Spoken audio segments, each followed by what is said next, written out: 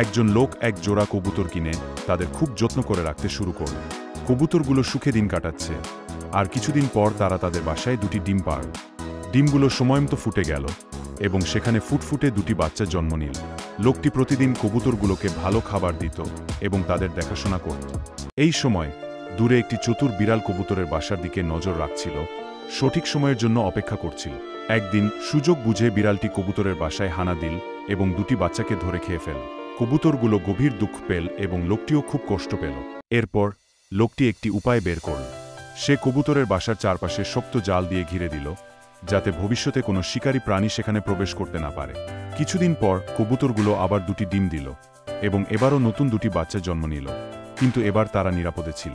বিড়ালটি এসে চেষ্টা করল, তবে জালের কারণে সে ভিতরে ঢুকতে পারেনি এবং হতাশ হয়ে ফিরে গেল।